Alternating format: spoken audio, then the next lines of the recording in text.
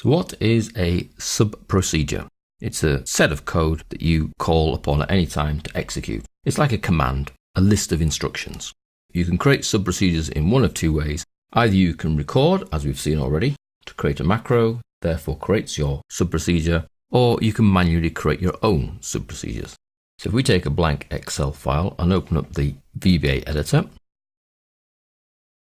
because this is a brand new workbook, it has no modules. So the first step is always to insert a new module. So let's insert module, which gives us our code sheet for module 1.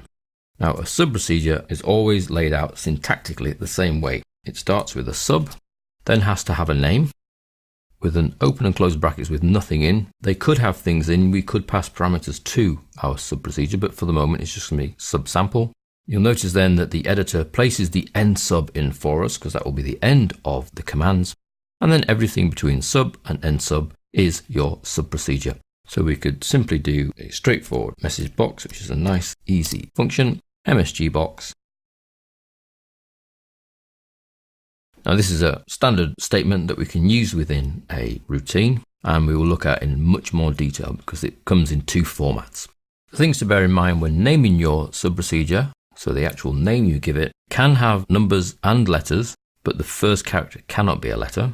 It makes no distinction between upper and lower case, so the sub-procedure is not case sensitive. The maximum number of characters is 255, which is a very long name for a sub-procedure anyway, but that is your fixed maximum. And most, but not all, punctuation characters are not allowed. So the safest thing is not to use any. You'll find you can use hyphen and underscore, but your at, your percentage, your dollar, your multiply symbol, your exclamation mark are not allowed.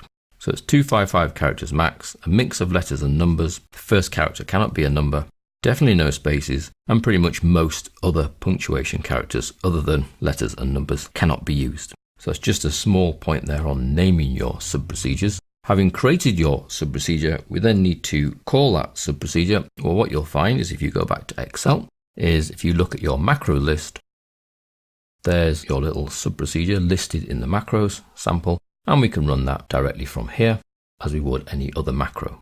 And you can see our message box appears, the end of the world is nigh. So it's listed as a macro at the Excel side, and we can just run it as we see fit. And we'll be looking at other triggers that we can use to trigger sub-procedures other than going to the macro list and picking it, because that's not always the best way. So that's a sub-procedure. Into your editor, make sure you've got at least one module. In our case, that's module 1. We can always insert module 2 and add the code into there. It starts with a sub, then the name, and open and close brackets with nothing in for the moment, although we will look at passing parameters into your sub-procedures. Make sure it ends with end sub, and then all of your commands appear between sub and end sub. And hey presto, you've created your first manual, not recorded, sub-procedure.